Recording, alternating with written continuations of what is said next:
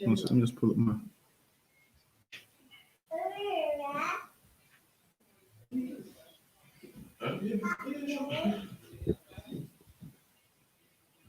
All right, this is the I.S.U.P.K Wednesday law class.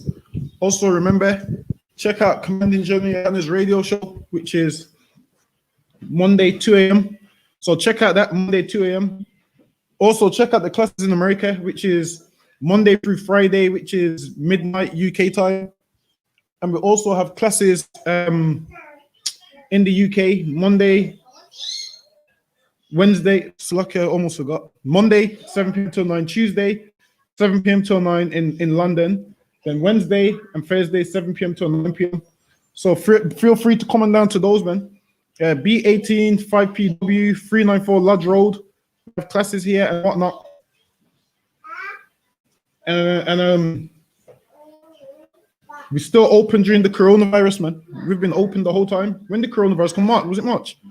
The city was locked down in March, man. We've been open all that time, which is like what, 5-6 months, man. We've been open all that time. Also, any questions,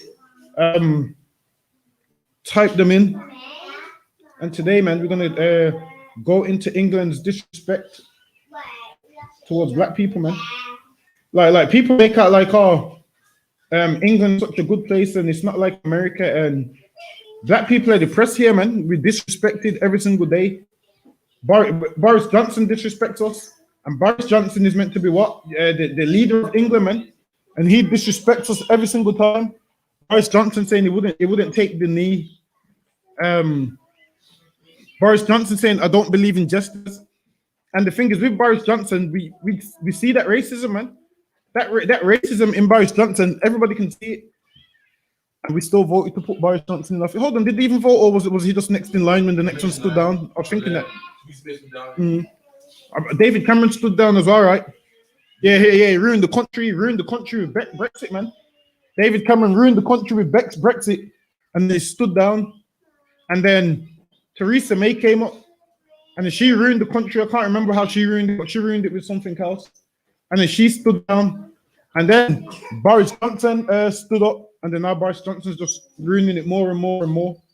But have you got that video? That one of Boris. So we're gonna play the video of Boris Johnson, man.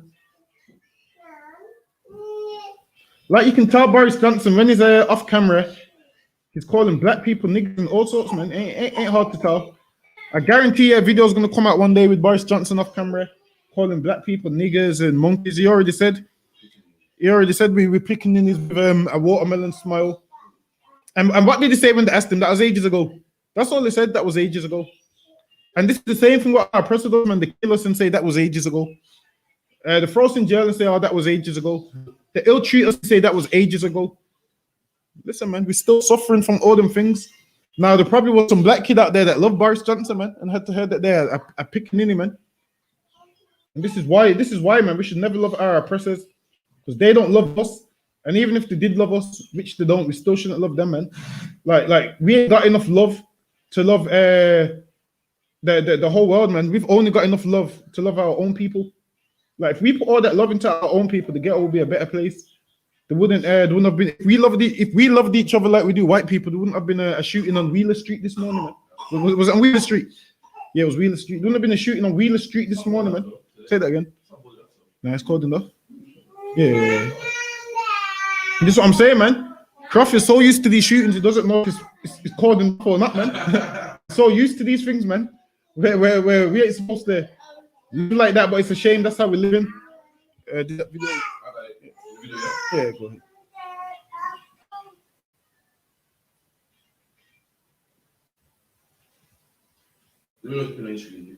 Yeah, I got it. No, not yet. Yeah, no, it's coming up now. Yeah, it's coming up now.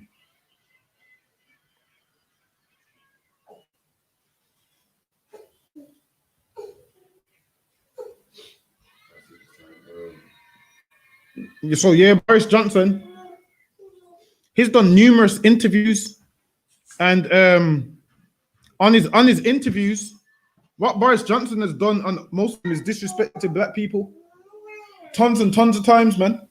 And he can't help himself. And these is the people that rule over us. These is the people that oppress us. And this is the people that decide how long we go to jail for. Like even when you look it up, you look up all the barristers, your lawyers, solicitors, they're either white or Asian, and the most of their clients is us.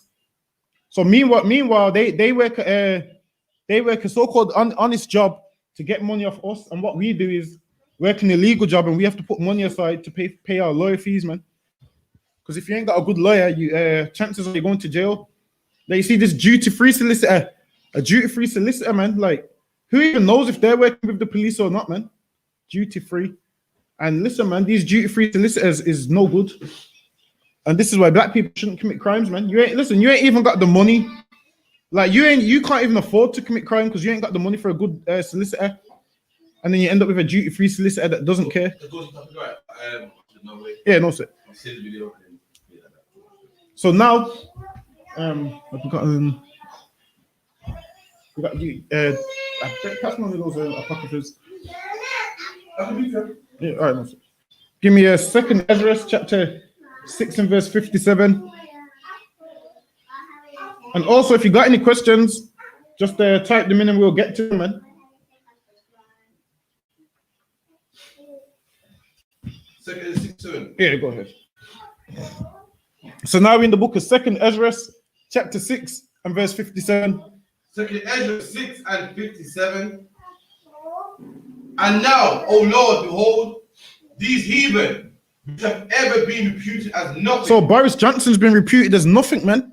Listen, you go back a couple thousand years, Boris Johnson was nothing. That's right.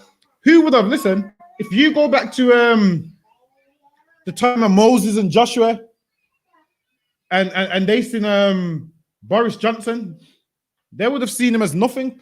But now Boris Johnson has become something, man. In England, he's become great in this kingdom. Why? Because we disobey God. Now, if we served God, Boris Johnson could never rule over us. That's right. And Theresa May and David Cameron that don't want to give reparations but gives a jail, man. Whereas what I could have done is gave 25 criminals £1 million each, man. That's 25 less criminals on the street, man. That's what he could have done. He could have 25 less criminals on the street. He could have looked at his most dangerous criminals and said, you know what? We're going to pay you like to stop committing crime. We're going to give you 250 grand each. Let alone $1 million, 250 grand each. That's what he could have said, man. If he done that, he could have tons of people money and then that would have been fine. But what did he say? We're going to build a jail. Like, he knows black people commit crime. So in his mind, we know black people commit crime. So let's build a prison. And then in jail, they have you working in jail for like, I believe it's like what, £2 a week. And in jail, I'm not sure. I don't know if it's the same in America, but in the UK, everything in the jail is done by prisoners.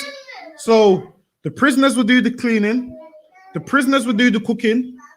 Even when you're on a visit, man, the prisoners will be bringing you food. So in UK jails, the prisoners do everything. The prisoners wash the clothes. Even the guy that cuts your hair is a prisoner. The barber in the wing is a prisoner. The handyman is a prisoner. Like everybody in jail, everyone in jail working for £2 a week is a prisoner. Whereas cutting grass out here, how much does a proper gardener get? When it comes mines a year, at least makes 100 and something pound. What? The gardener. Gardeners usually like addicts in it? Nah, see when you get professional gardeners, because you see these addicts, see these addicts ain't gonna pull out the weeds from the root and they ain't gonna have all the right spray they need to spray and whatnot. So a professional one where they pull out all the weeds and the stingers. Oh no, sir. Pull out all the weeds and the stingers. These ones cost, man, even though they're overcharging. Now, a man that's in prison, they make him do it the professional way, and they pay him near enough £2 a day. What was the question? So I can kind of get a breakdown of Ecclesiasticus 8 and 1. And go down. So okay, pass me a pocket verse so I can go along with you. No, just try to catch up with me. Yeah, come on. Go on.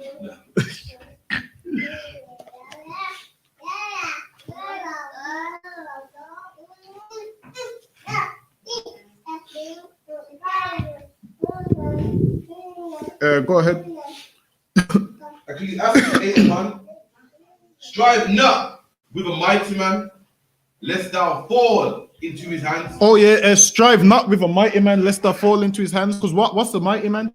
A mighty man is someone strong. So by you fighting with a mighty man, you're gonna fall into his hands. Meaning what? He's gonna end up winning the fight, winning the battle, because he's a mighty man and he's stronger than you. So that's what it says. Strive not with a mighty man. And about physically. So to strive is like to fight and whatnot. So basically, be like you trying to pick an argument and fight with Mike Tyson. You're gonna fall into his hands, meaning he's gonna have his way with you, man. He's gonna harm you and hurt you and beat you up and whatnot. And that's what it means to strive with a mighty man. So it says, strive not with a mighty man, unless thou fall into his hands. Go ahead. Verse 2. Be not at variance with a rich man, lest he overweigh thee. Be not at variance with a rich man, lest he overweigh thee. Why? Because this man is richer than you. He's got more substance than you, more than everything with you. Go ahead. For gold have destroyed many. For what? Gold have destroyed. For gold have destroyed many. Meaning nowadays you would say money and whatnot. Was there certain part of the question that the sister wanted? But go ahead. And perverted hearts of kings. Strive not. And it says, and perverted the hearts of kings. Now, gold and riches have destroyed many people. Like what happens is people sell out for money, people sell out for gold and whatnot. And in the UPK, we teach you that money ain't everything, whereas outside of these doors, money is everything. Money rules people's world and whatnot. Whereas in here, it's not that way. Go ahead. Strive not with a man that is full of tongue, and heap not wood upon his fire. Say, strive not with a man that is full of tongue, meaning what? A man that runs his mouth. We've all got family members that run their mouth and can't fight and whatnot. Don't even give them the time of day. Go ahead. Jest not with a rude man, lest thy ancestors be disgraced. Don't even go back and forth with a rude man. Go ahead. Reproach not a man that turneth from his sin, but remember that we are all worthy of punishment. Like meaning a man that turns from his sin. Like you see a man that's done wrong and he's turned from his sin. What did she say? Just a breakdown, chapter 8. All right then. Now read that part again. Reproach not a man that turneth from his sin, but remember that we are all worthy of punishment. So a man that's turned from his sin, we ain't supposed to hold it against him. Like, well, I remember when such and such done that, because this man he's already paid the price for what he's done. He's already repented. He's already changed and whatnot. So, like, if someone was to leave the truth and then to come back to the truth, you don't want to bring up, oh, wow, he left the truth. He could do it again. Like, we ain't supposed to look at them like that, because what happens, you start to look down on that person, and obviously you're not going to want to be around them and whatnot. So we taught that if someone leaves and comes back, don't hold what they've done against them. But if they don't come back, that's something totally different. Now, if a man becomes a sinner and he stays a sinner, then obviously you can speak. You can, open your mouth and say, this man's doing wrong, blah, blah, blah, blah, blah. If he changes his life, because remember, at one stage, we was all doing wrong before we came in here. Go ahead. Dishonor not a man in his old age, for even some of us wax old. It says, dishonor not a man in his old age, because even some of us wax old, meaning you see an old man and you be like, oh, what does he know? He's old and what? We've all done it. When you what one time we was young men mocking older people, and now we getting old men. Now we getting old man. It was just the other day. It was just a few years ago, man. Way before I was in the truth, there was some old man. What's it called? And I was like, listen, man, you're old man. What do you know? I was like, you're an old man. What can you tell me? And then now I'm feeling like old man myself, man. That once that back pain comes, man, that lower back pain. Once that lower back pain comes, man, go ahead. God, rejoice not over thy greatest enemy being dead. Do what? Rejoice not over thy greatest enemy being dead. Now, this is talking about the enemy of your own people. So it says, don't rejoice over your enemy being dead, meaning your enemy of your people. What happens is, especially Chicago rappers, damn, when someone dies, they make a song about it and they're all happy and whatnot. Whereas if one of our enemies die, we ain't gonna laugh and mock them and whatnot. We're just gonna say, you know what, brothers need to get right because this could be any of us and blah blah blah blah. So it says, rejoice not over your greatest enemy being dead. Where this is a thing that we've kind of embedded in our culture. Someone dies, and we happy about it, and we be like, he deserved. Like one time, there was a brother that died in Birmingham, man, and there was some next brothers that was scared to step to him having drinks, man. They was having drinks like they was the one that killed him, man. They was having drinks and celebrating. We ain't supposed to do that. Go ahead. Despise not the discourse of the wise. Go ahead.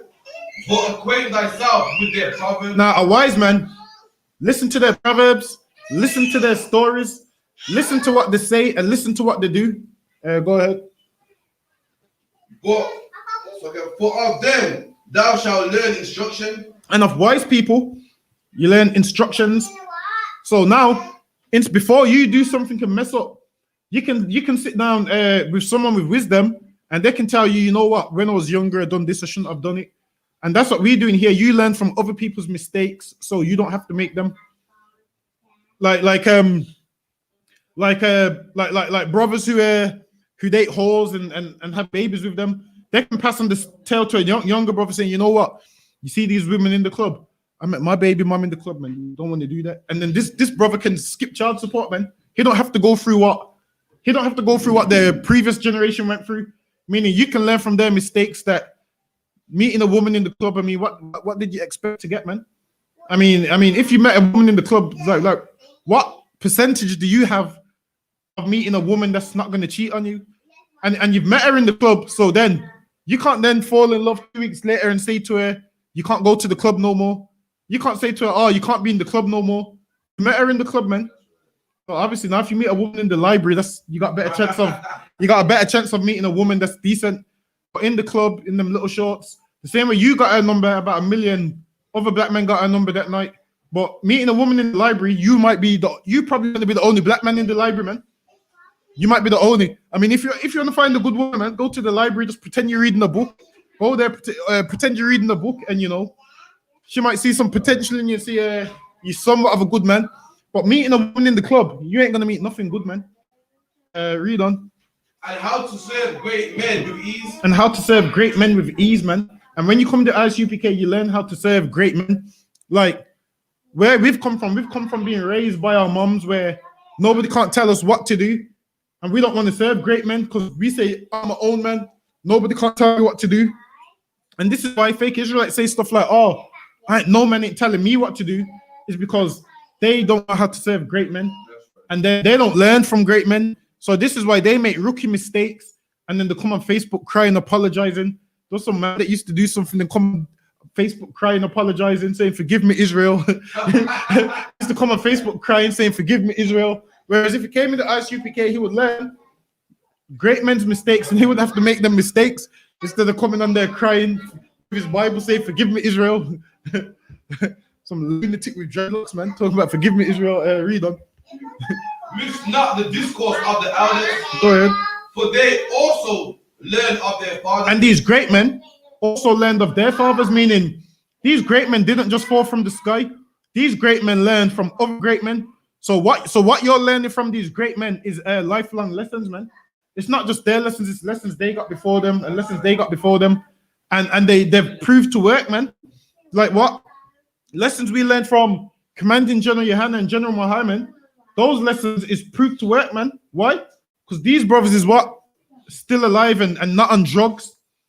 These brothers know how to survive our oppressive system, man. Whereas if you take it up on yourself, you're going to be broken down in this place and you're going to get to that stage where you're suicidal or where you feel like you need to kill white people and whatnot, and you ain't going to know how to act. Why? Because you ain't learned lessons from wise men. Like in here, we've learned from wise men, so we know how to deal with this suppressor.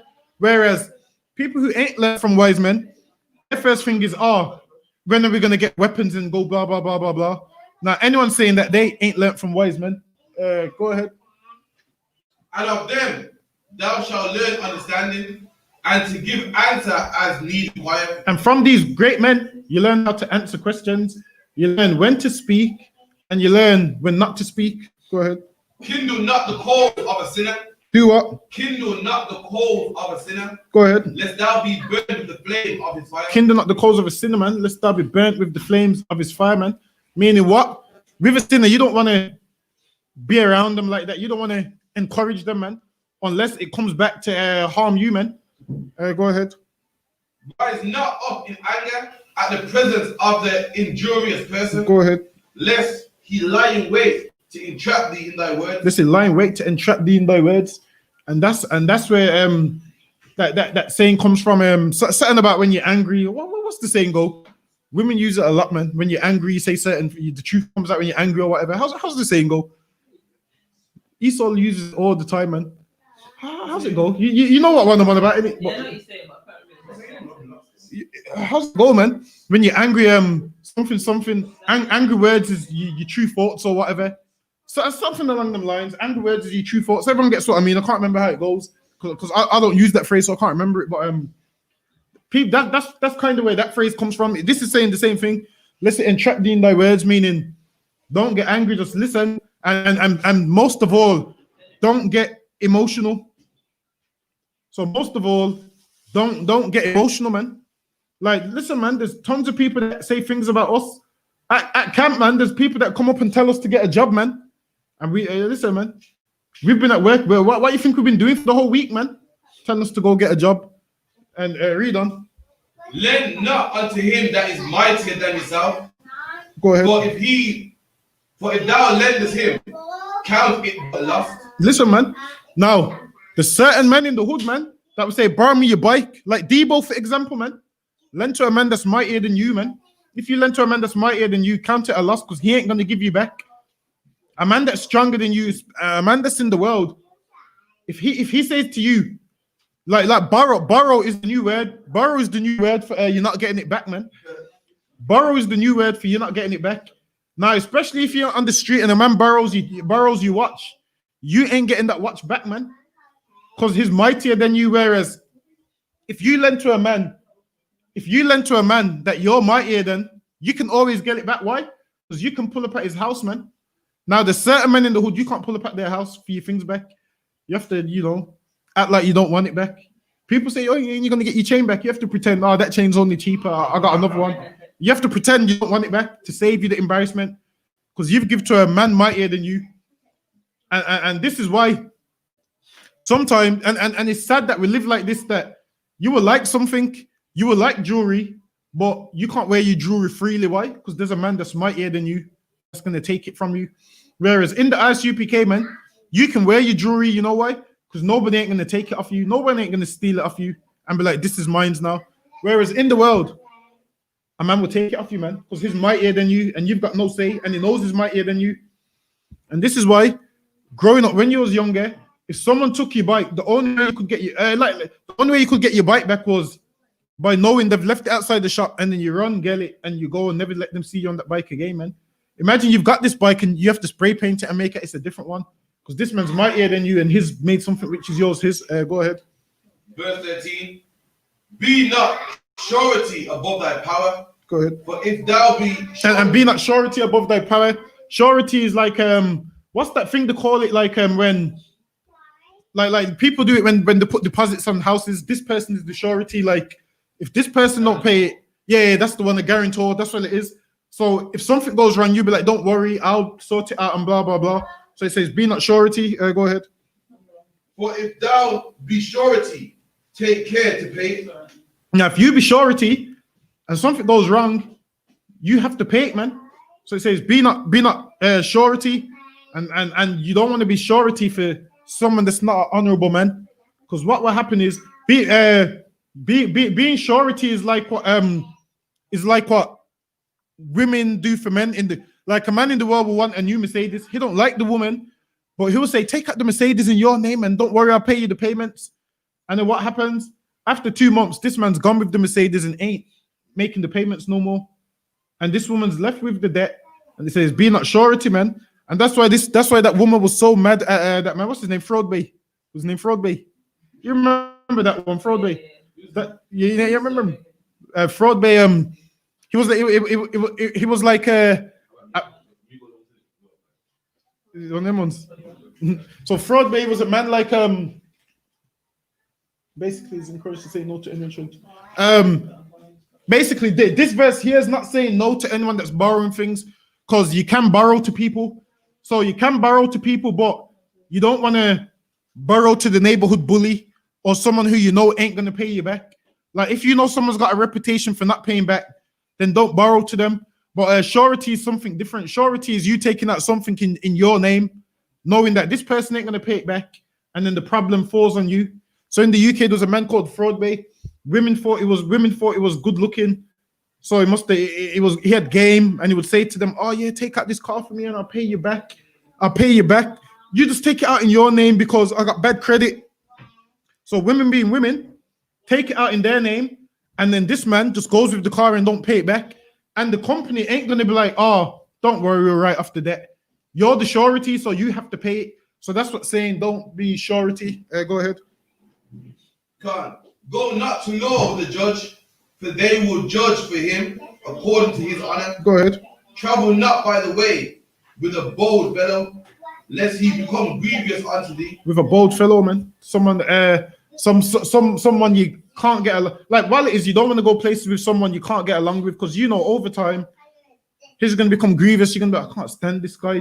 Like there's people like, you know, if you get along with someone, especially in the world, you know who you get on with and who you don't get on with. You got like when you go to family get-togethers, you know which cousins you like, which cousins you don't like. Sometimes you can like I've got an auntie where I only can put up with her for 5 minutes at a time, man. I only can put up with her for 5 minutes a day because she likes to drink a lot. Before you know it, after 5 minutes, I hear that cider lid come off, and then once that cider lid comes off, man, she tells you all the home truths about yourself, man. She tells you everything about yourself once that cider lid comes off. It's grievous to me after 5 minutes. Read on. But he will do according to his own will. He will do.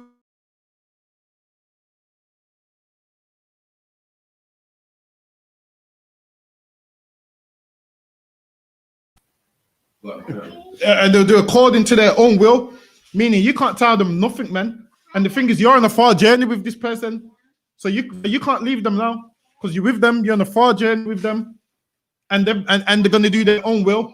Like you'll be saying, don't go there. They'll be like, I'm going there. I'm doing what I want, kind of thing. And that's you see when you're around people like that who don't listen, who's hard of hearing, they become grievous unto you because they're stubborn, they're hard of hearing, they're doing what they want to do, and they're not listening. Go ahead. And thou shalt perish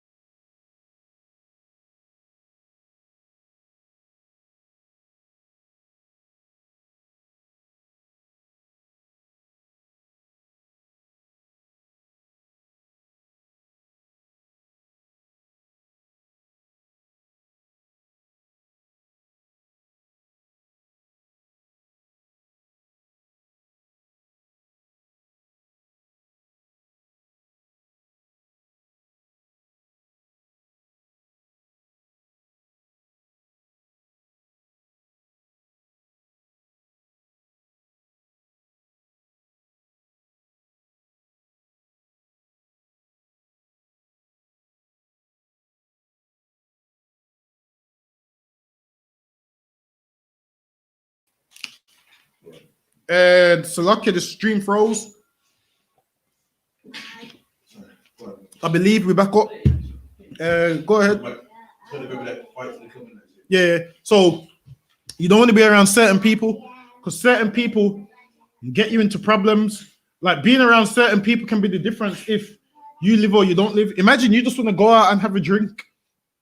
Imagine you just want to go out and have a drink, and then you're around someone that can't control themselves. Or what happens is this friend of yours will get you arrested, man. This friend of yours, like you'll be in the car with someone, man. You just want to go as there. They've got a gun in the car, man. What happens? You think you can say to the police, "I just want you to go as there"?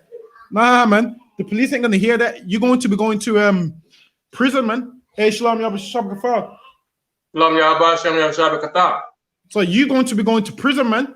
And this is why when you hang around with the wrong people who do their own thing, like obviously we've all got friends in the world who live the wrong life, and being around them, it's like you can't be around them. They'll tell you they ain't got nothing in the car. Police pull you over. Police, they're throwing the drugs around the car now. It's not yours, but you can't say to the policeman, it's not mine, it's his. Because the policeman don't care, man. You're both going to jail. And why is that? Because you're with someone who's bold and who does his own thing.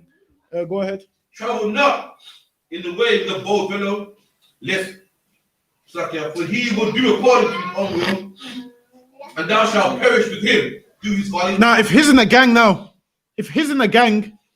and you're in town with him, I mean, which gang members is going to say, "Don't worry, which gang members is going to say, "Don't worry, we understand you're in the I.S.U.P.K and you don't rep, but he does, so we're only going to attack it." They ain't going to say that, man. You're both going to perish. They're going to whoop you and whoop him because they're going to see it as, you know what, used to are both the same. So that's how they're going to see it. Go ahead. Strive not with an angry man, and go not with him into in a solitary place. Listen, man, everyone's dealt with the angry man that says, "Come outside." You know that one? The angry man that says, "Come outside, come in the alleyway, there's no cameras there." The Bible says what?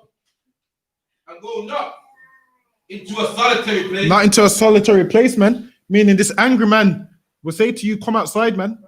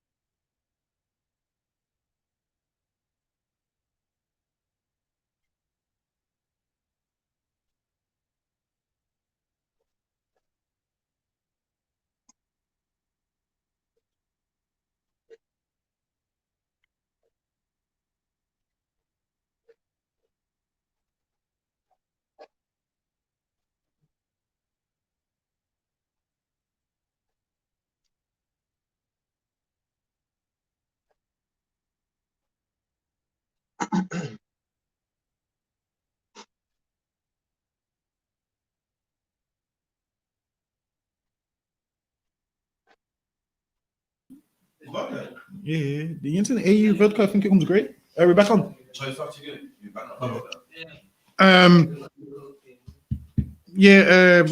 Read that last part again where the feed keeps on dropping for some reason. And go not with him into a solitary place. So don't go somewhere with him in secret, man, with an angry man. Because why? This angry man ain't taking you, for dinner. He ain't buying you drinks. He's angry because you've done something to him. And there's some people who are angry for no reason. Like, Nowadays, you'll be walking and you'll feel someone eyeballing you, and as soon as you look, like, what you're looking at, like it happens all the time, man. You'll be walking, minding your business. Go ahead. Would you say it's a demon? Like you still have to see someone and they're staring at you or they mean looking, and then you say that shalom or whatever, and then it kind of calms it down. Would you say that person has a demon, or that's just how it is? Definitely a demon. Well, it is for the most part. They everything else they're mad at, they want to take it out on their own people. So usually someone that's like that, they're angry about something. I mean, who wakes up in the morning and wants to fight someone for no reason? They're mad about something, and then they see you, and usually people that do these things, they kind of know who to target. So they target someone who they know, oh, I'll win that fight. They're not going to target someone else who they know they're not going to win the fight. Kind of like kids with ADHD. Now all of this stuff, like they hit their mom and whatnot. When have you heard them hitting their dad, man? Because they know who to do it to. They know who to attack, man. And the same thing with people out there. They know, all right, then this guy looks like people know who to rob. They know who to steal from. They know who to bully. So they see you, and automatically they want to take out all their anger on you.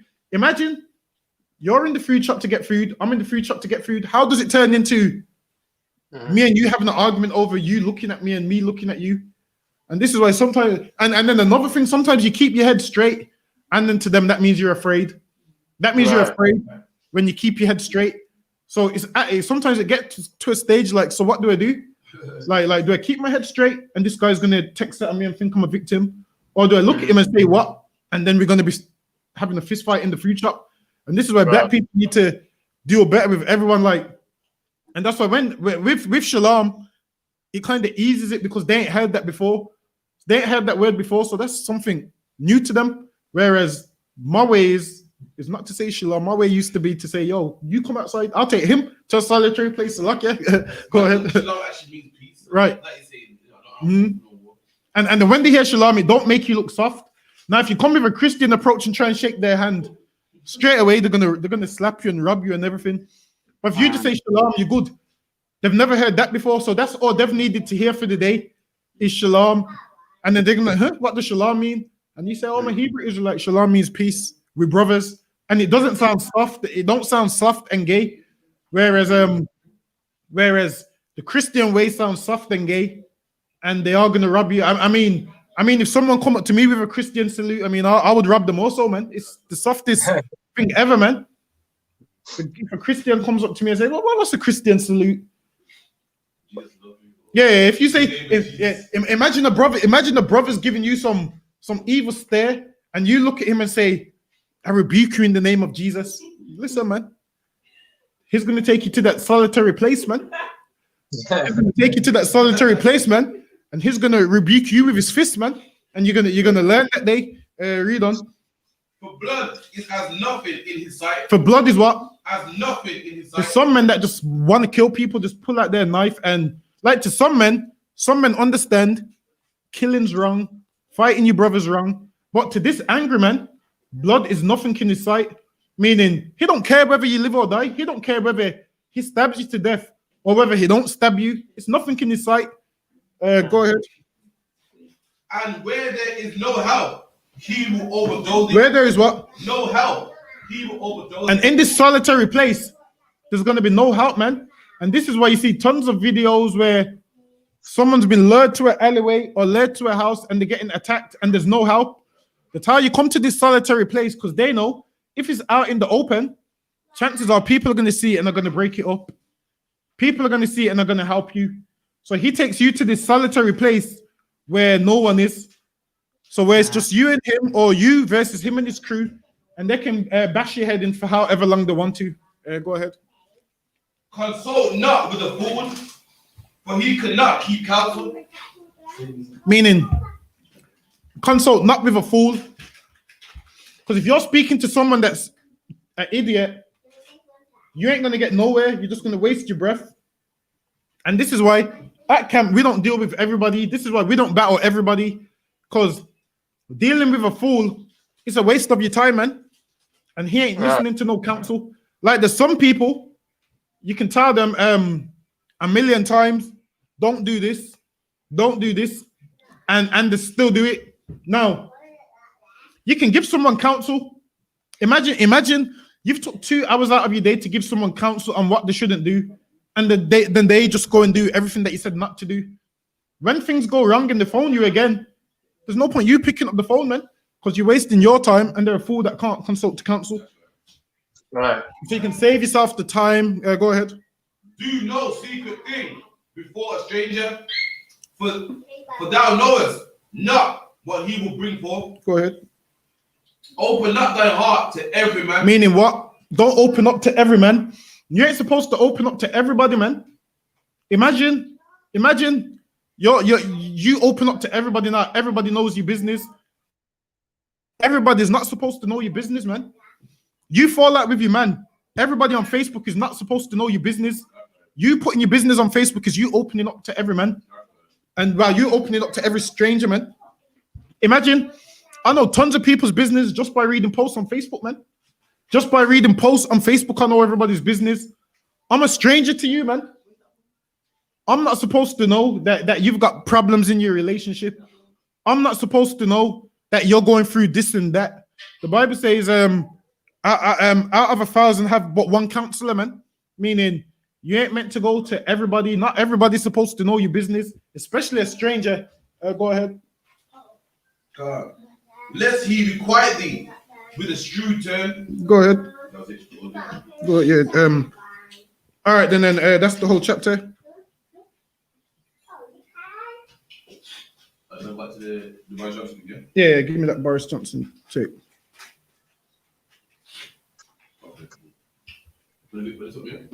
Yeah, get it. We're gonna play the Boris Johnson tape where Boris Johnson basically talks about they shouldn't be ashamed of certain things.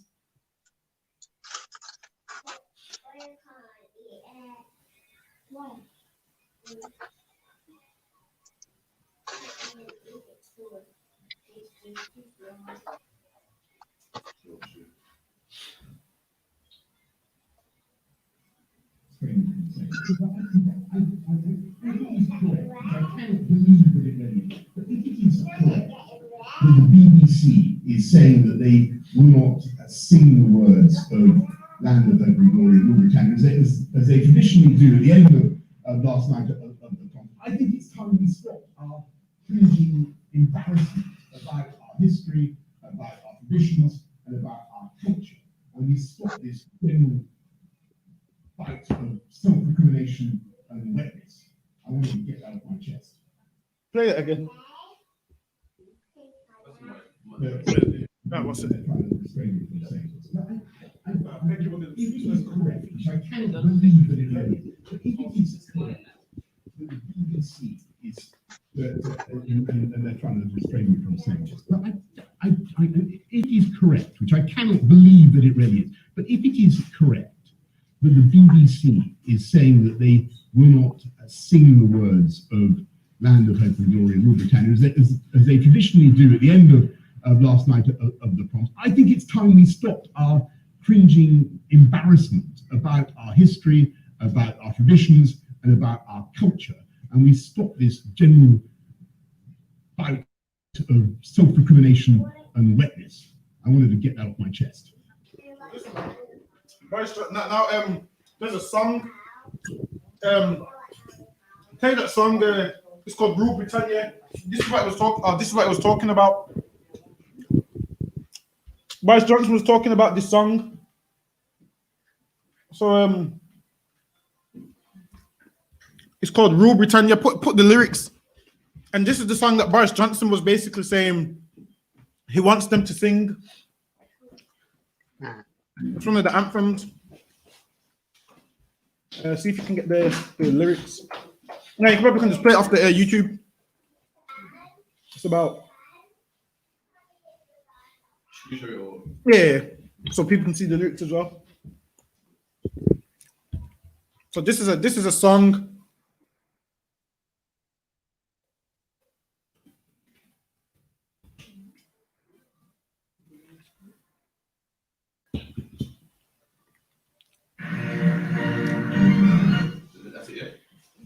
Yeah, that's it.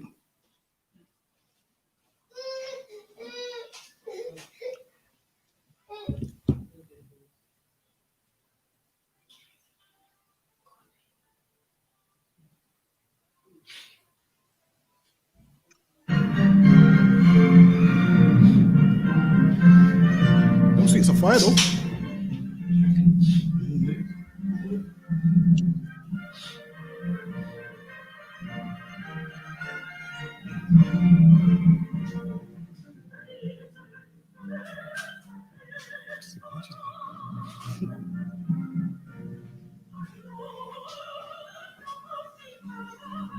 Not to put this next to it.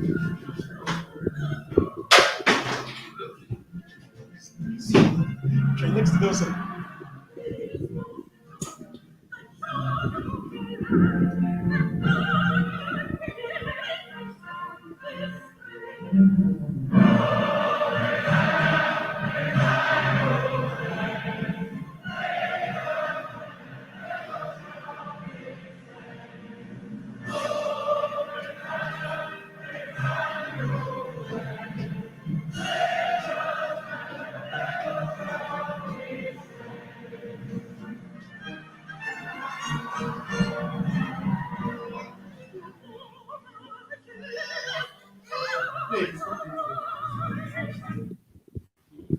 See, like, in us.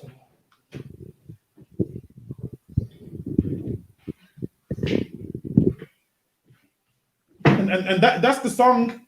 That's the song that he wants them to sing. And in that song it says Britain shall never be slaves, which means they're letting you know that you ain't British, man. Because what are we? We're slaves, man. Everyone knows we're still slaves. Everyone knows we're being slaves. And Boris Johnson is so insensitive that he wants them to sing that song, man. Britain shall never be slaves, which means he's letting you know, though you tick Black British on your job description, you ain't really British, man. Right. That's what he's letting you know. Britain shall never be slaves. Now, I thought we was British, man. I thought Boris Johnson was our prime minister, man.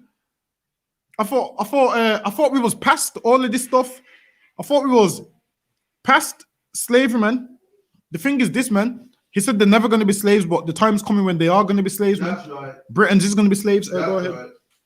So you see like all the time, yeah, a few years ago, it's like Black people and Irish people being person, like Black people and Indians being person, like Black people and Africans being as well. And now the Africans are basically separating themselves. So do you think we'll get a stage where Black people are going to realize that they're not African and we've got to separate from them as well? Yeah, over people in the world, they might not realize for a long time, but a few people are realizing that when everybody is low, they use us as a stepping stone. So the Irish used us as a stepping stone. The East Indians use us as a stepping stone. And the only reason why Indians hang around with Black people in our hoods is because what they're the poor of their families. So they know, okay, then Black friends is a bonus because Black friends is like protection. And this is why you had the Indians hanging around with Black people, like Taz, for instance. Is that his name? Remember, like Taz hanging around with Black people because why? He's amongst us. But if he had the chance to move to Little Aston or somewhere, he wouldn't pick up the phone to them niggas ever again. Right. Now with white people and Irish and the Romanians, the only reason the Polish people ain't openly racist to your face is because they know they live in the ghetto, and Black people, if we step on Black people, we can get a step up, and then everyone uses it, and then we stay at the bottom. So what we will do is we will have Indians that live in our neighborhood, East Indians that live in our neighborhood, and we'll treat them good, and we'll love them. We'll invite them to our house. Them Indians will come around to our Black family barbecues, and we make sure they get a plate first because we know they feel out of place. So we treat them good. They will invite you to their weddings, but if they've got rich Indians in their family, them rich Indians will look at you like, why you got a nigger at the wedding? And that's how they treat us. So while it is because they're so low, they use Black people as a stepping stone, whereas we don't ever get to use no one else as a stepping stone. They use us as a stepping stone, put a shop in the ghetto, get 2 shops and whatnot. They always do it, man. Same like when Moochie B's got put there. The Asians went there, rinsed Moochie B's, getting bun and cream, bun and cheese ice cream. They get ordering it left, right, and center. And then now they got their Indian dessert shops. Moochie B's is near enough shut down now. So they used it in the idea, saw the vision, and that's what every nation does with us. They see the vision, like these Africans with rap music. They've seen Caribbean people's vision. I said, you know what? Let's be around them, learn from them, and then we'll do our own thing. So now, speaking of African, Big Tobes put up a post this morning talking about when people asked what's your nationality, then he had a picture of the food. Do you see it? Do you see it? So that was basically his saying, when people ask what your nationality is, he's saying, I'm African. When he was eating African food, then African, Nigerian, and Jamaican. Oh, because I believe his mom's Jamaican. He was eating that food was made it all confusing. So that's African food was eating. So his mom's Jamaican, but he's saying it leans more to the African side. And I guarantee you, Big Tobs in school. I guarantee you, Big Tobs in school just only said he's Jamaican. I guarantee you. In school, they said he's only Jamaican. But now that it's cool to be African, because they stole everything that we done. Now he's saying he's African. One time, Tion Wayne was like, I'm a fly boy, of course I'm African. As to say, Africans are fly boys. I was like, huh? Go ahead. Even like NSG and Burna Boy, they say no, we're at the top of the African charts. But all they're doing is speaking patois the whole time. Exactly. It don't make sense. Exactly. You got what's the next one's name? Wizkid. All of them speak patois. What's the name? Davido speaking Africa as well. Speaking of patois as well. So all they do is steal Caribbean culture and they make money off of it. Go ahead. Even H's girl's birthday the other day, and she looked like Becky. He what? She's like Becky. Yeah. In their birthday party, all white people there, and one black thing. Yeah. Everyone was there. See. Like judging, seeing as it makes black music, you think you're like a black woman. You still think some black woman, some black people will be at a girl's party. Not why is it? See. And H makes all this black music. Oh, even one time when K Coke was dissing Nines, man, he had the tune to call the tune "Listen, Little Man." K Coke said "Little Man." I was like, eh? Do you see? K Coke said, "Listen, man." And this is the thing, man. They steal our lingo and they make money off it. And K Coke now, the reason K Coke raps is because where he lives, where in North London, around black people. So really, I play that song one more time. Let me show you what K Coke would be singing and H would be singing if there wasn't around black people. Play that song one more time if it's still there. This is white people's songs, man. This is British people before we came, man. Before we gave this place flavor. This is what Charlie Slough would have on fire in the booth. This is what Tim Westwood would be saying, yeah, baby, over songs like this.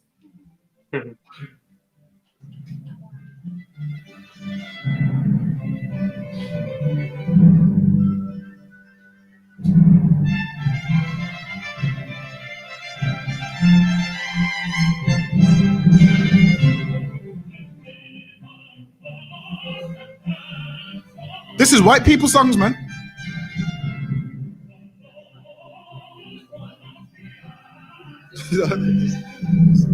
This is actually what you can stop that now. So this is the kind of songs that they would be singing if it wasn't for black people, man. You see, if we didn't come and give this place like that song alone should let you know that we're the Israelites, man. If that song alone don't let you know that Israelites could never produce something so garbage, man.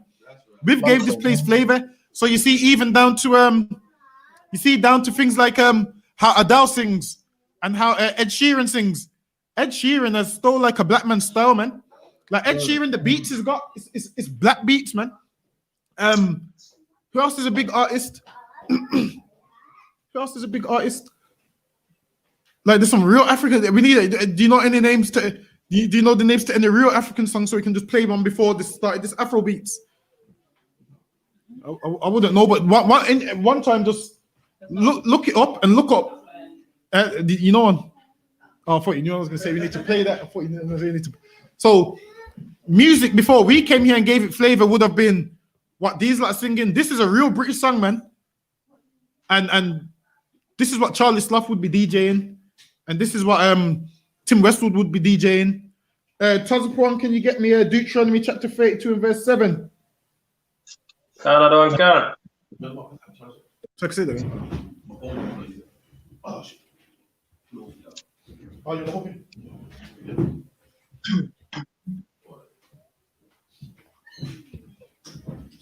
Deuteronomy chapter 32, verse 7. Remember the days of old. The Bible says, Continue. remember the days of old, and we've been taught in this place that we must forget the days of old, man. We've been taught in this place we must not talk about slavery. We must not talk about issues. I thought England was a place that said, whatever you go through, you get therapy. This is our therapy, man. We're talking about it. We're talking about how ill we've been treated. We're talking about how bad we've been oppressed. And the more we talk, and the more we protest, and the more we march, England disrespects us, man. And then now we're almost in September. Black History Month is what? October. Black History Month is the month of October. So I can guarantee you with all the Black Lives Matter protests, Black History Month, they're gonna put certain things in place.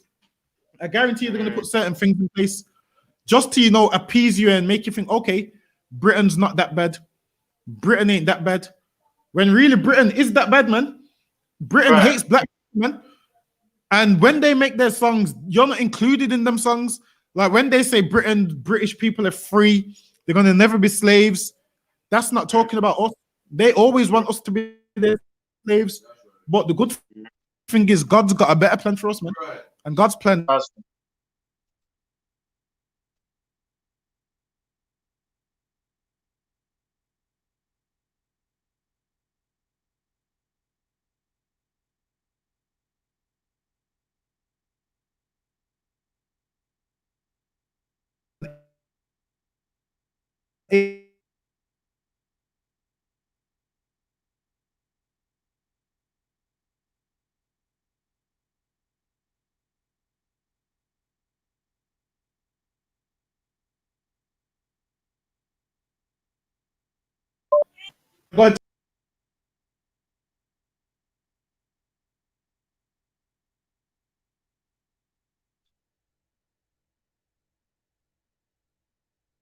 Can you hear me?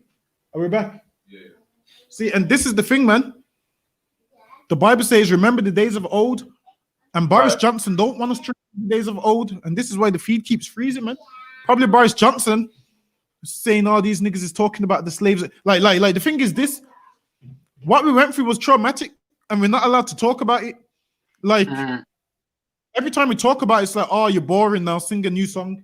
That's how they look at it. Like, sing a new song. You're boring now. Talk about something else. That's how they look at it, man. When what we went through was horrible and traumatic, and we're talking about it. And England's a place where they say, oh, if you got any issues, who do you call Frank? They say, if you got any issues, call Frank. Listen, I wanna go to camp, man. I've got issues, so let me bring them out at camp, man. You see how they call Frank? Frank is my definition. Camp is my way for me to speak to Frank, man. By me speaking to everyone, speaking about how traumatic it was, and saying I need these boots kiss, man.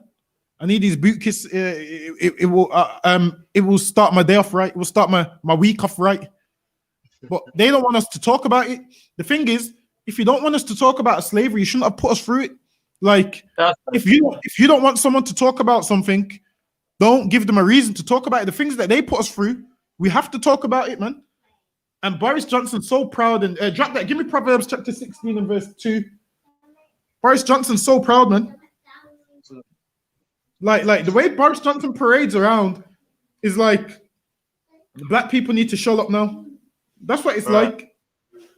Like it's like black people need to shut up now. That's what Boris Johnson's basically saying. Why don't you black folks shut up and move on from slavery? Why don't you black folks let it go?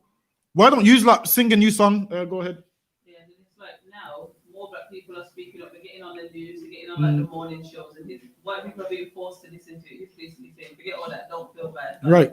Even though they're saying it, just right. It is what it is. Exactly. Yeah, go ahead. Look, Christians talking about drills disgusting. When what would us listen to is blessing. Right. That's saying that's talking about we won't be slaves. That's music that's empowering them, making them strong and angry. Exactly. But then you got Christians like what's his name again? That guy that came out on the end talking about the music that we sing is too aggressive. Ain't nothing more aggressive than this type of music. Yeah. Right, exactly. This kind of music, man.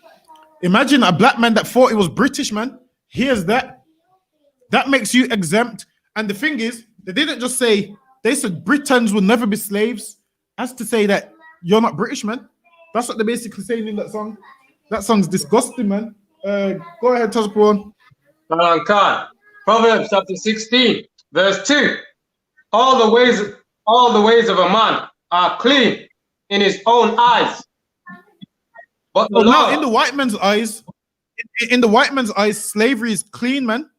In his eyes, us being slaves is clean, man. In his eyes, us picking cotton, us being lynched, us being hanged, us being separated from our families, that's a good thing in his eyes, man. Go ahead. Shalom Khan. All the ways of a man are clean in his own eyes. Now in his eyes, in his eyes, slavery was clean. Why? Because the kind of things that he says is this is what he says. Well, it's a good job we enslaved you because you could have been in Africa uncivilized. So he tries to clean it up, man. He tries to clean up that he enslaved you based by saying we done you a favor, by saying we helped you out, by saying you would have been in Africa running around naked if we didn't enslave you. That's what he says, man. He makes that like he enslaved you because you was uncivilized, and then now you're civilized, and now you've got a second shot at life, and then now you're in England when you could have been in Africa somewhere. In his eyes, that's clean, man. The reason, the way he justifies slavery, it's clean in his eyes, man. Go ahead. But the Lord weighs the spirit. The Lord weighs the spirits, man. And the spirit behind slavery is what? The spirit behind slavery is this man enslaved you because he looked at you as inferior, looked at you as cheap free labor, looked at you as it doesn't matter if you live or die, looked at you as he's above you, he's better than you, you're nothing, you're the scum of the earth, and we need cotton picked. And why make our children do it when we can make somebody else's children do it? Why make our children do it when someone else's children can die in the scorching hot sun? Why should we make our kids have to go to work when we've just got black people who are good for nothing who we can make work? That's the true spirit of slavery, man. But in their eyes, they try and give you a clean narrative of slavery. But the true spirit behind slavery is the inferior. And come on, do you think they're going to think one day you're inferior and then now we're all equal? Do you think they're going to think you're inferior? One day you're inferior and then now we're all equal. Come on, man. We shouldn't be that simple, man. Till this day, they still look at us as inferior, and they don't include us. They don't include us in Britain when they talk about Britain, man. Right. This free country, we're not included in this free country. Go ahead. Slack the other one, if I may, as well. Go ahead. Go ahead. Yeah, they're trying to rewrite the history, saying that we migrated now, innit, to in slavery. Like we migrated, we chose to go into slavery, chose to come and pick cotton, basically, and cut cane and stuff like that. Exactly. We migrated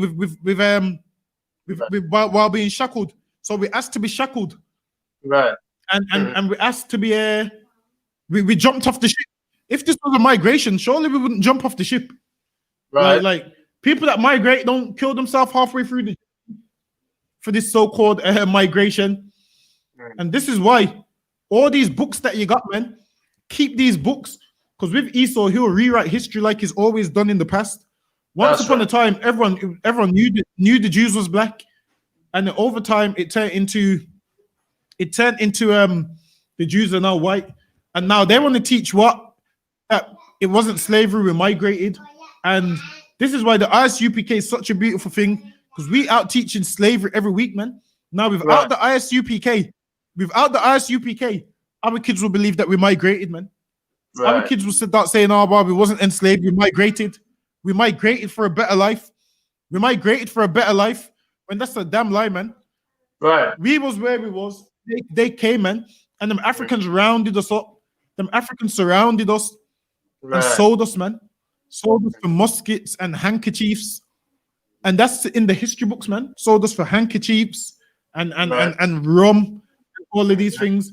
But all of a sudden, Now we migrated. Right. When people migrate, when these East Indians migrate, they don't give another people ain't giving handkerchiefs. They come over here freely because they want to come here, man. But we Right. migrated. That's a damn lie.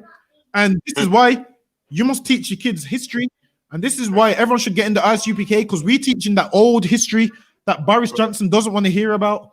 That old history that Boris Johnson don't want to talk about. That Boris Johnson's ashamed to discuss. Read on. Slakia. Commit thy word unto the Lord, and thy thoughts shall be established. We need to commit our works unto the Lord, man. We commit our works unto the Lord. We'll be out of this situation in no time. The Lord will come and take us out of this captivity that we're in, man. Read on. And thy thoughts shall be commit thy works unto the Lord, and thy thoughts shall be established.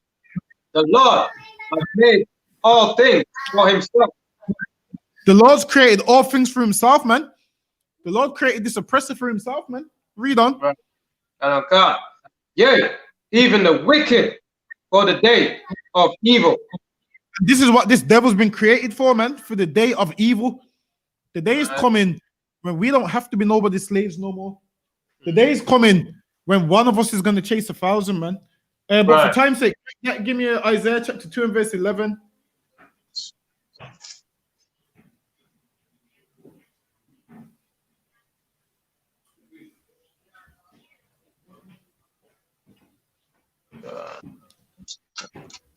No, it's 12. Isaiah chapter 2 verse 11.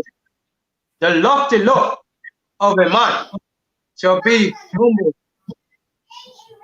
Say that again. The lofty look of a man shall be humbled.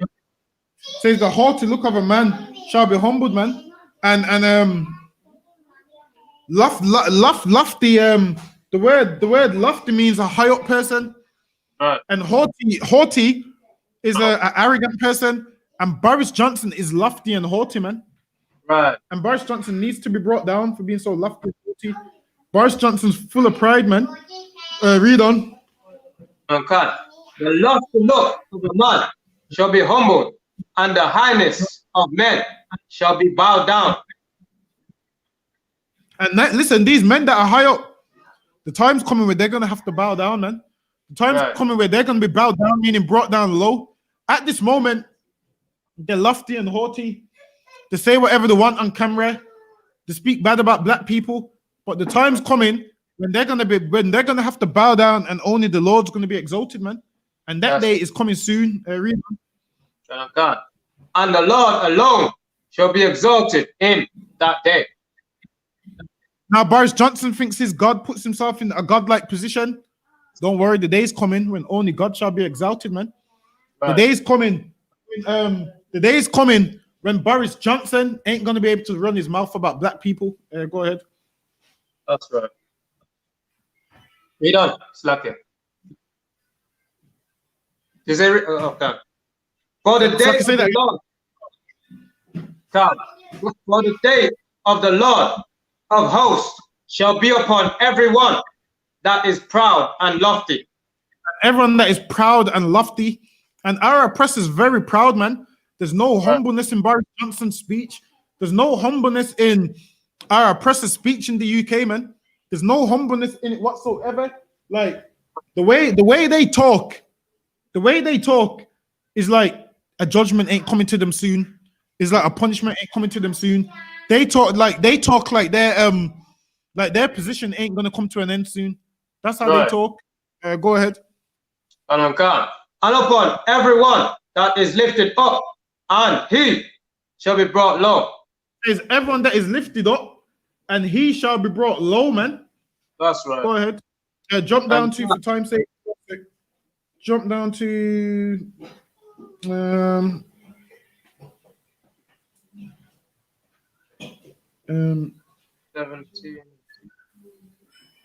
Yeah, jump down to verse 17. Yeah, you go to verse 17.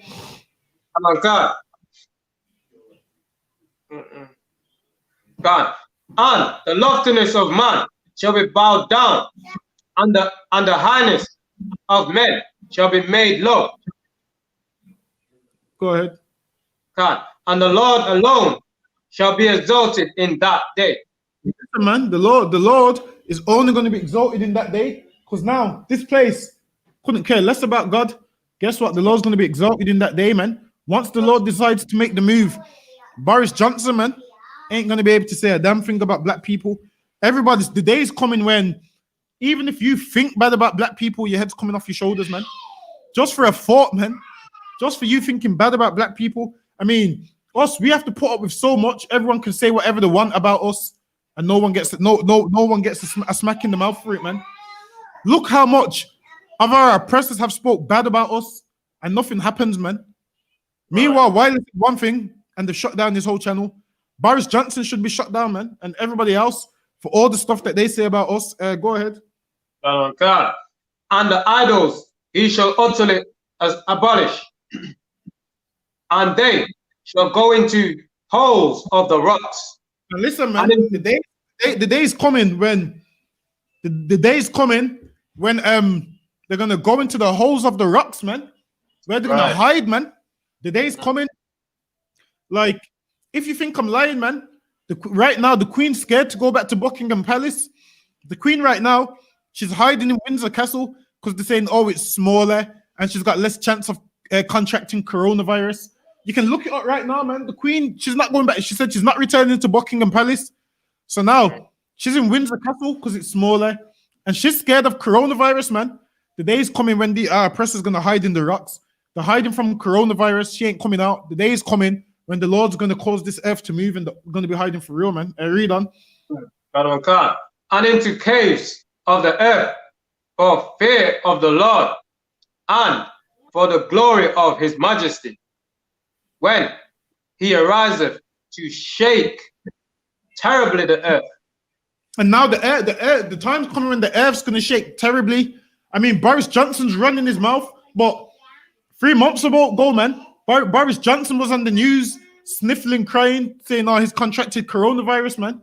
Boris Johnson was almost crying. Boris Johnson said, oh, I thought I was going to die. Boris Johnson said, thank God for them nurses. I thought I was going to die. Guess what? The day's coming when Boris Johnson is going to die, man. The day's coming when Boris Johnson is going to die, man.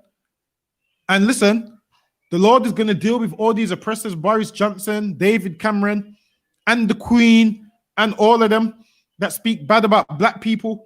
I mean, who is the Queen that she must knight people? Who is she, man? Listen, man, if the Queen offered me an MBE tomorrow, I'll say to her, go shove it up you behind. I don't want that MBE, man. I'll say, Queen, what's her name? Elizabeth. Is her name Elizabeth? God. I mean, Elizabeth of Windsor. She's changed her surname to something Windsor, right? Right. I'm sure that's why all of them are called something Windsor. I'll be like, Queen Elizabeth. I'll be like, Queen Elizabeth of Windsor. Go shove this MBE up you behind. That's what I'll say to her, man. I'll say it so respectful. I'll be like, Queen Elizabeth of Windsor. Go shove this up you behind. That's exactly what I'll say to her, man. Ain't giving me no damn MBE. Read on. Oh my God. In what is the one? Slakia. When he arises to shake terribly the earth, in that day a man shall cast his idols of silver and idols of gold, which they made each one for himself to worship, and to the moles. That's going into something else. So it says a man's going to throw away his idols of silver and gold, meaning in that day you're going to throw away your Jesus piece, man. You see that Jesus piece with the diamonds in? You're going to throw that away, man. You see that chain Muslims wear with the moon and the star? You're going to throw that away, man. You're going to throw away those things. You're going to throw it to the moles and the bats. Moses, them things, they look like rats a bit that go in and out the dirt, like they dig in the dirt. Right. You're gonna throw those to the moles, man. You're gonna hope that mole buries that idol in the dirt, man. So no one don't know that you was an idol worshiper. A mole is some ugly creature that digs in and out the dirt. And listen, no, it's unclean. You can't eat it before someone else. Chinese people probably eat it already. You can't eat moles. You can't eat bats. Those is unclean creatures. Read on. God, cast it to the moles and to the bat, to go into the clefts of the rock. And the cleft of the rock is like a gap in between two rocks. Right. So people are gonna hide in between a cleft, which is a gap in between two rocks. Right. Go ahead. Like a cleft palate type of thing. It's like I say that again. Like a cleft palate, you know that. Yeah, cleft on the right in the crease, you could say. And to go into the cleft of the rock and into the tops of the rocks of the ragged rocks. I don't know what the hell a ragged rock is, but they're gonna go there. I don't know what a ragged rock is, but in that day, I'll find out what it is when I need to go and get them. But as for now, I don't know what the hell a ragged is. Go ahead. God. To the tops of the rocks for fear of the Lord and for the glory of his majesty, when he ariseth to shake terribly the earth. The Lord's going to shake this earth. For time's sake, give me Deuteronomy chapter 28 and verse 49. So the Lord's going to shake this earth terribly, man. Like people think our situation is just us forever and ever and ever. Understand this, man. There's going to be a day where black people are going to be standing on their feet. There's going to be a day when black people is no longer oppressed. There's going to be a day when black people no longer need our oppressors' approval, man. Imagine how. Listen, man. Today, man. I've been seeing our oppressor for the whole day, man. I was sick of seeing him, man. I was so happy to see Crockett face today. No homo, so lucky. I was so happy to see a black face, man. I was so happy in the I.S.U.P.K, man. I'm seeing black faces, man. So happy to see.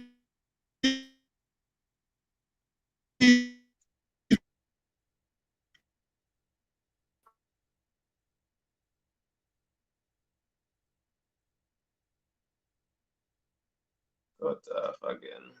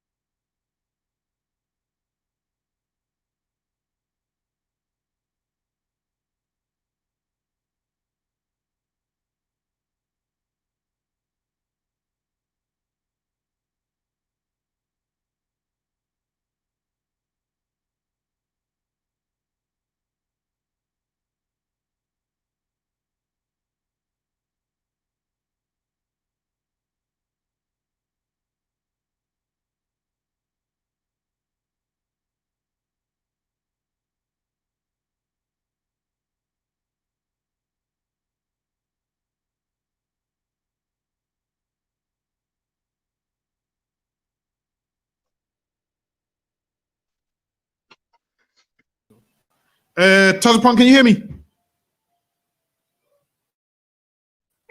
God, can I hear you now? Yeah. Oh, you can hear me. Yeah, the feed keeps dropping. I don't know what's going on today. Esau, man. It has to be. I believe he's pulling out the wire, man. He's pulling out the internet wire, man. Right. Deuteronomy 28.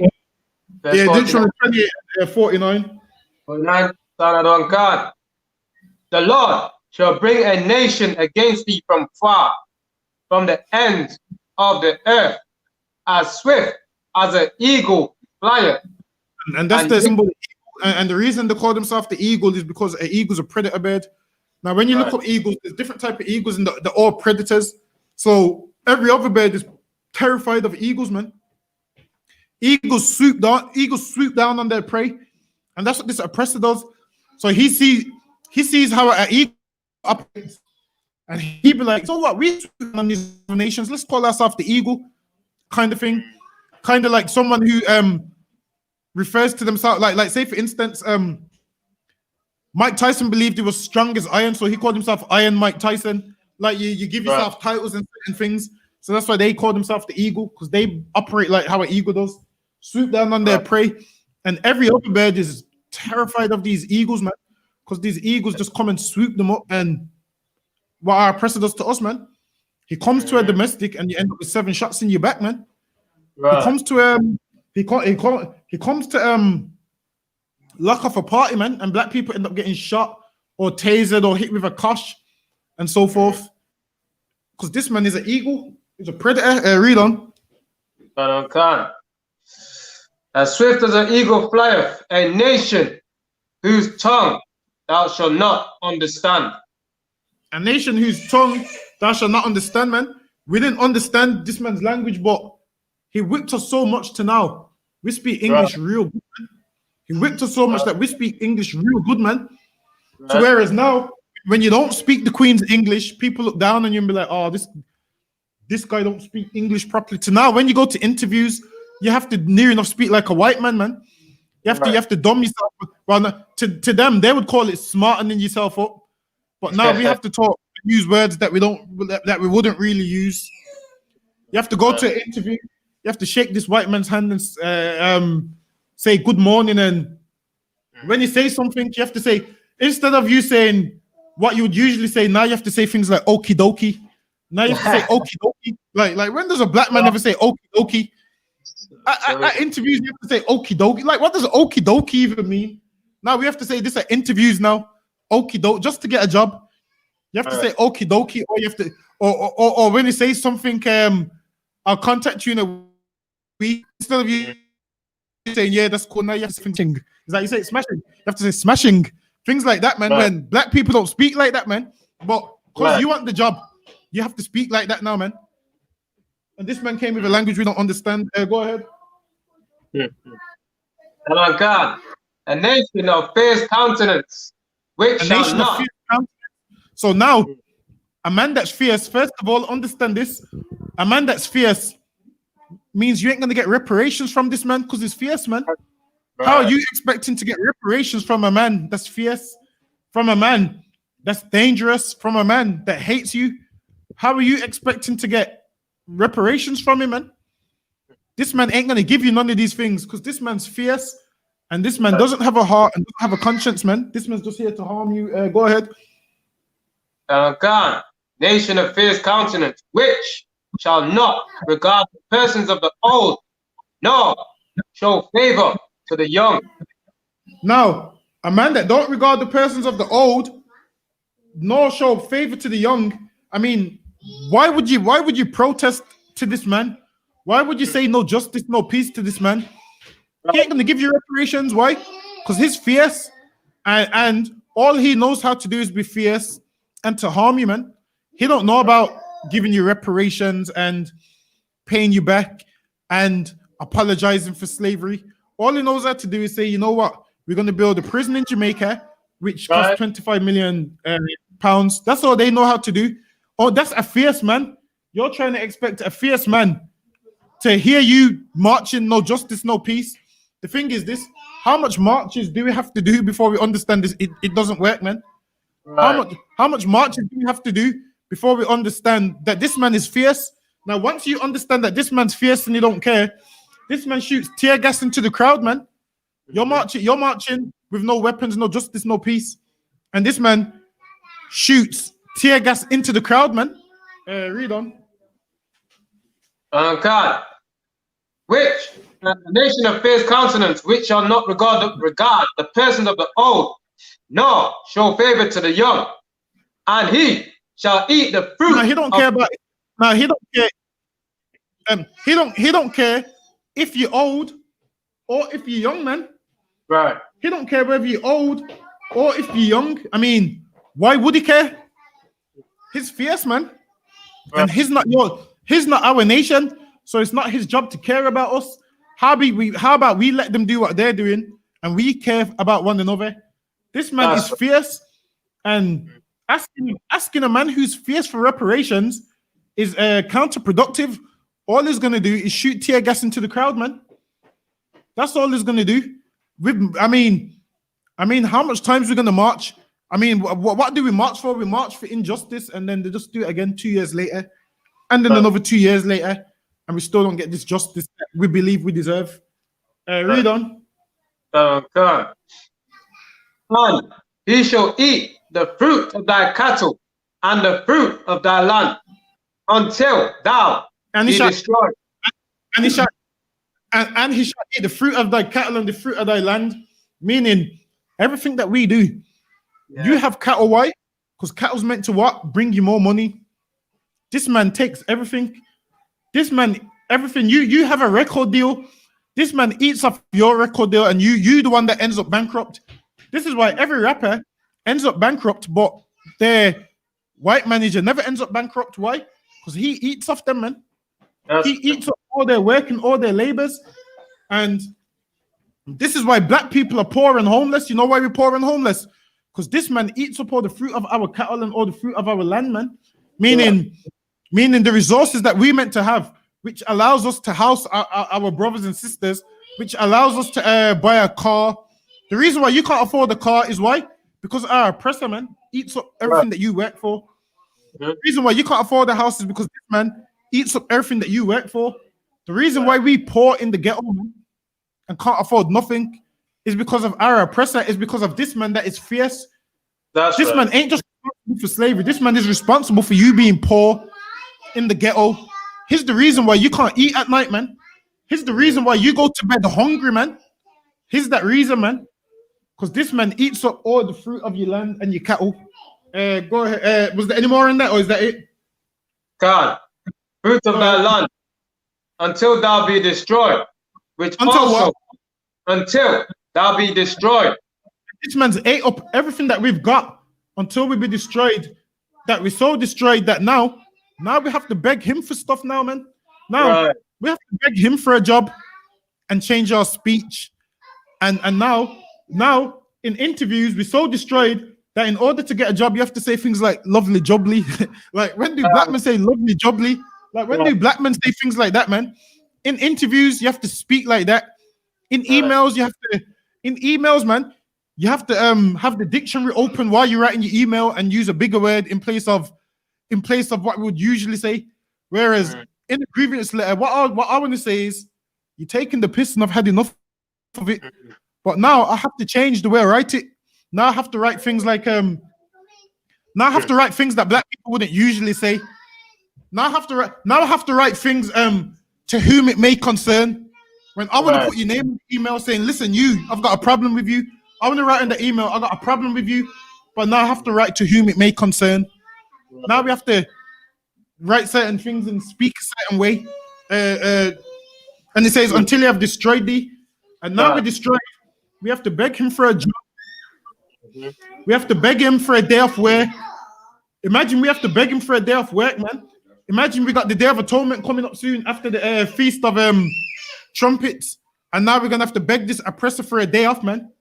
Listen, man, I ain't begging him for no day off, man. I'm calling in sick that day, man. That day, I'm calling in sick.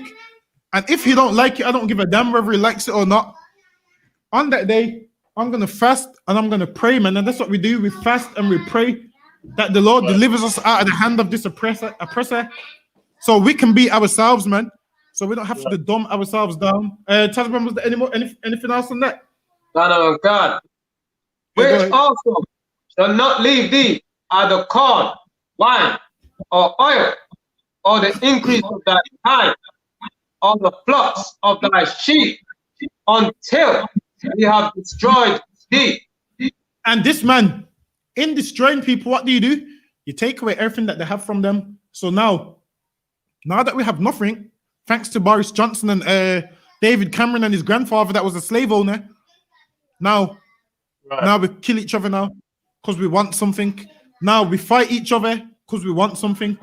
Now I fight with you who has nothing. I fight with you when you get a little something. When really our oppressor's the problem. But drop that. Give me Deuteronomy chapter 17 and verse 15. Deuteronomy chapter 17, verse 15.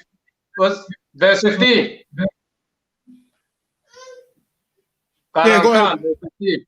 Right. Thou shalt in any wise set him king over thee, whom the Lord thy God shall choose, one from among thy brethren shalt thou set king over Now thee.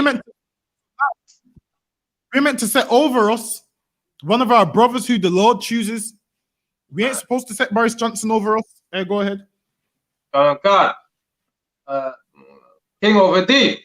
Thou mayest not set a stranger over thee, which is not Set a stranger over thee, which is what? Is not thy brother. Why? Because these strangers don't what? Have your best interest at heart.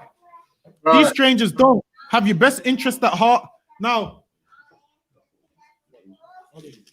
by us setting a stranger over us, we're just asking for more slavery, for more oppression. Understand this.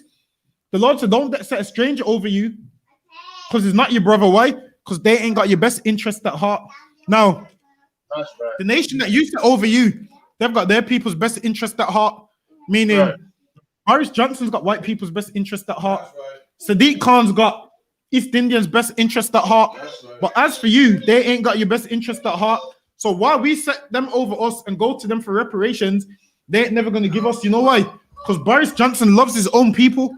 And in order for Boris Johnson to give black people reparations, he has to take food out of his own people's mouth. He ain't going to do that for us. Boris Johnson ain't going to take food out of white people's mouth for you. So we need to stop begging them, man. It would be you taking food out of your children's mouth for somebody else's kid that you can't stand. You ain't going to do that. The same way Boris Johnson ain't going to do that, man. Because Boris Johnson loves his people and they don't love you. So us crying to them for reparations is something that we're never going to get, man. Right. We've been crying to them for reparations for far too long. That's right. And we ain't never going to get reparations from them. Like, how much years have we been asking? We can get reparations from the Lord, though. Read that one more time from the top. God, thou shalt in any wise set him king over thee, whom the Lord thy God shall choose, one from among thy brethren. So black people shouldn't be voting, man. And also, if a black man did run for office, you still can't choose him because it says who the Lord shall choose. Right. The Lord didn't show some black man with some black man that's really a white man. The Lord didn't choose him, man. Right. Like most of these people that run for office, they're in love with white people, man. The Lord ain't choosing that man. Why? Because they ain't gonna have your best, they ain't gonna have they ain't gonna have your best interest at heart either. Yeah, go ahead. Thou shalt set in the one from among thy brethren shalt thou set king over thee.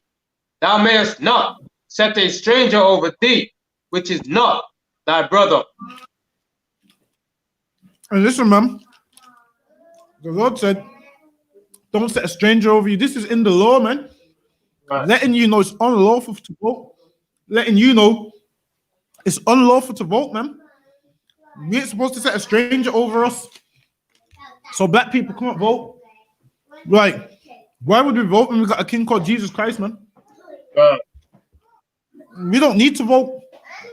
Let the white man vote and put whoever in charge he wants to put in charge. But as for us, we have a king, man. That's right. And our king is going to make sure we get reparations. We don't need to beg for it. We don't need to march. We don't need to hold signs in the street. We don't need to say no justice, no peace. What we do need to do is serve God, man. Right. That's what we need to do. Give me Isaiah chapter 45 and verse 18. Good. Good. Good. Good.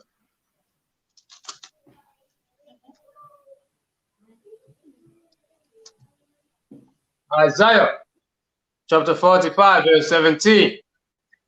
But Israel shall be saved in the Lord. That's 17. 45, That's 17. Give me a 18. oh, sorry, yeah. 45, verse 18. No, Isaiah chapter 45, verse 18.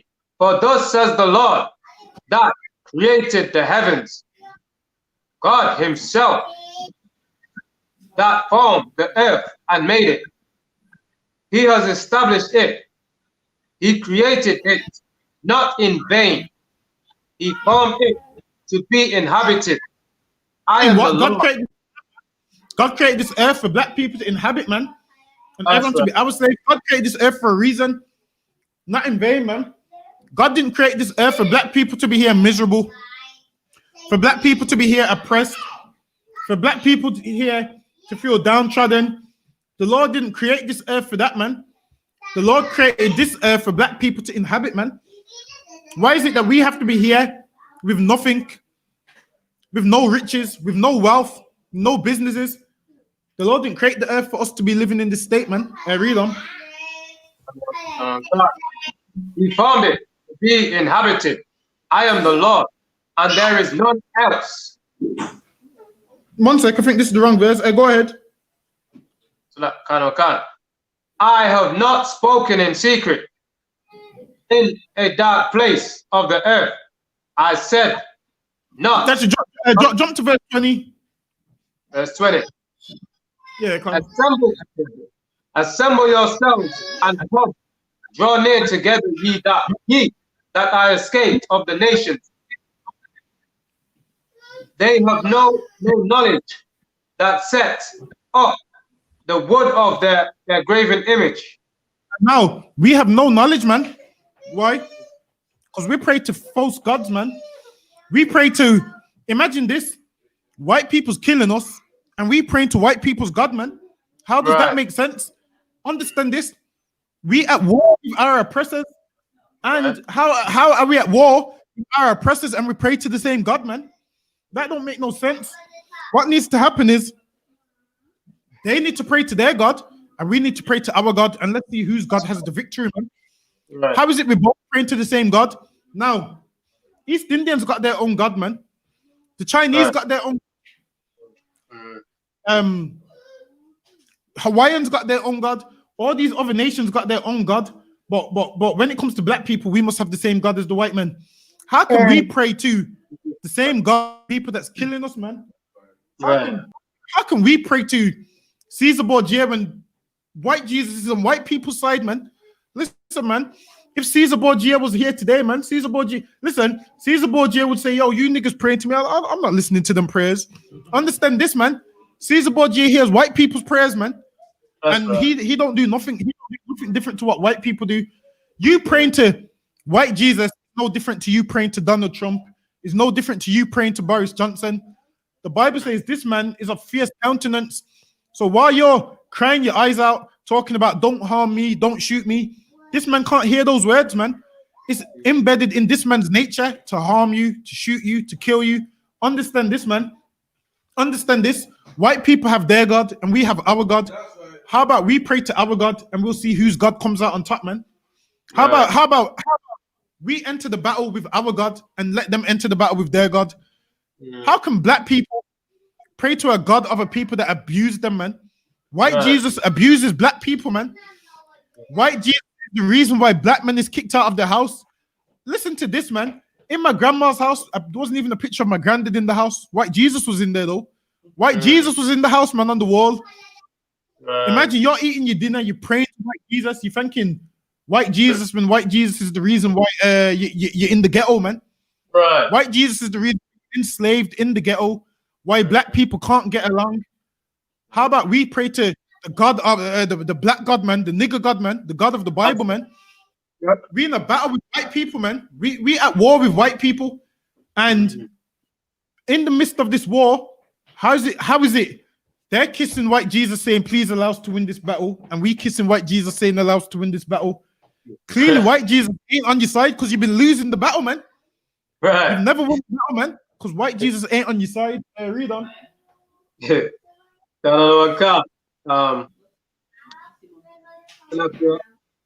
Escape of the nations, they have no knowledge that set up the wood of their graven image.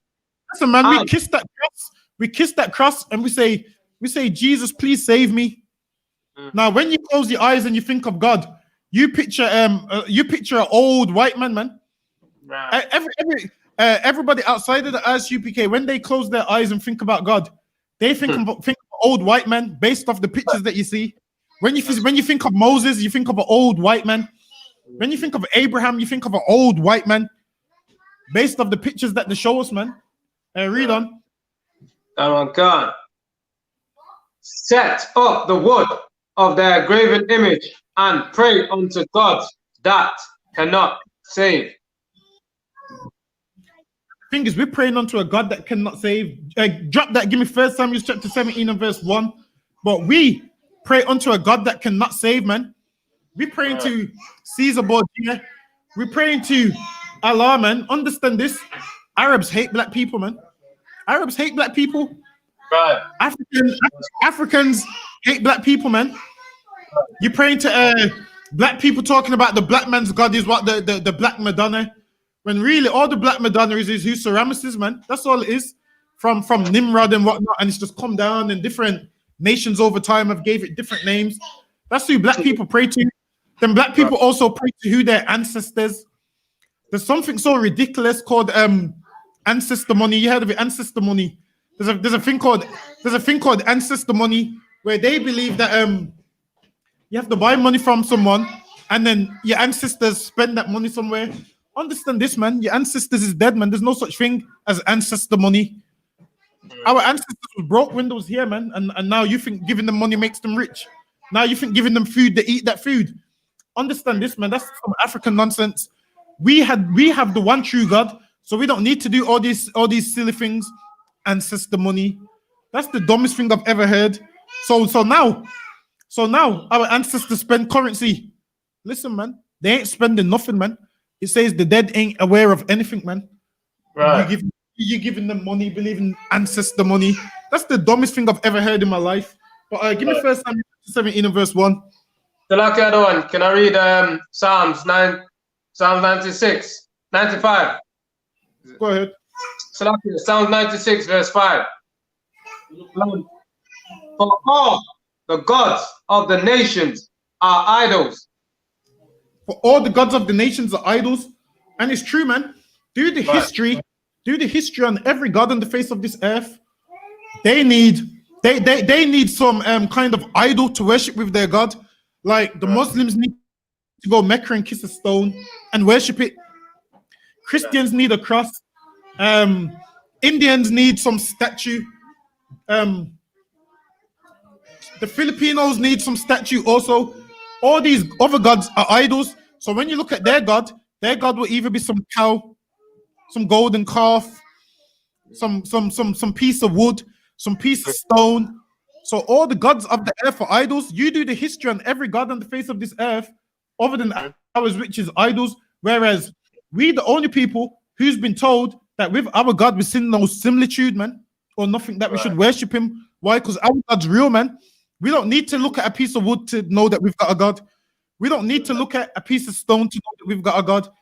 But these other nations do. Why? Because they ain't got no God, man. So they need to look at a piece of wood.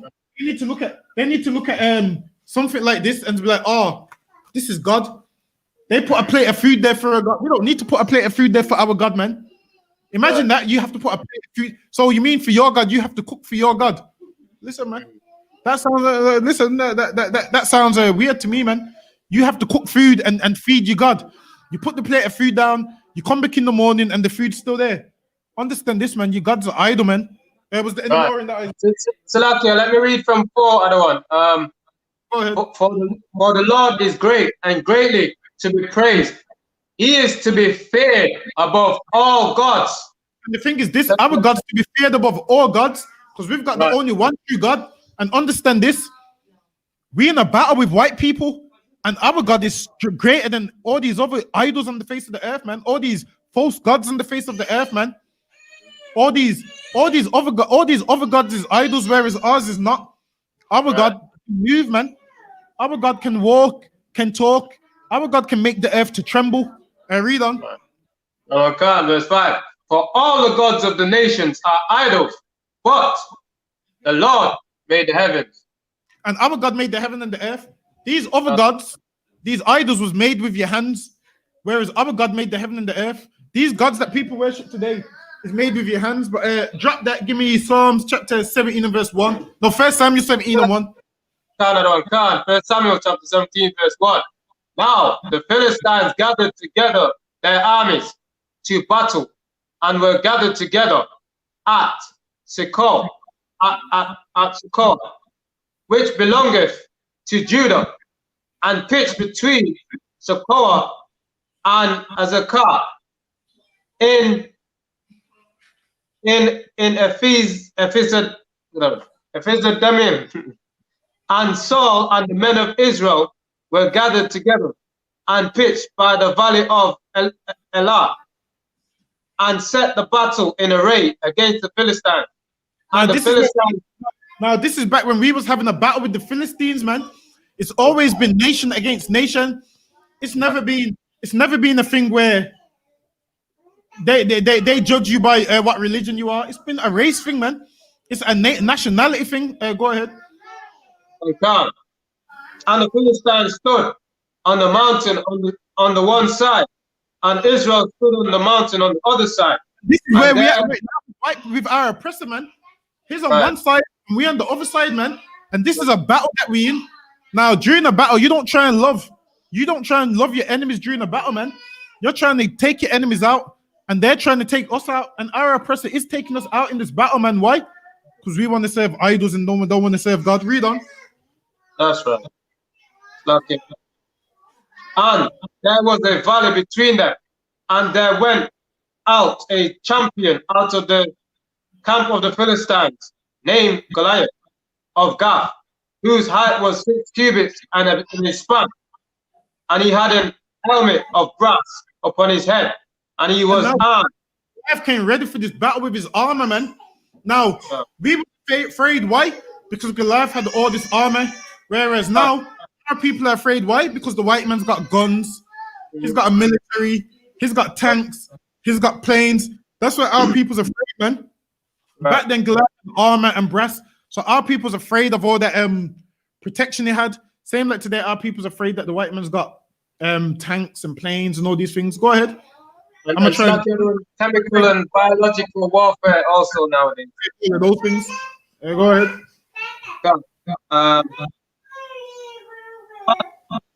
And he was armed with a coat of mail, and a weight of a coat, and the weight of the coat was 5,000 shekels of brass. They're seeing these things that Goliath's well armed. They're saying, how can we defeat this man? This man's well armed. That's why we look at white people today. How can we defeat them? We look at it like, how can we defeat them? We got no weapons. We got none of this. We got no whatnot. Read on. And he had a greave of brass upon his legs, and a target of brass between his shoulders. And Goliath had the whole setup, man. He had the whole army outfit, and we was looking at this man like, damn, this man's got all these stuff, man. How are we gonna go to battle with him?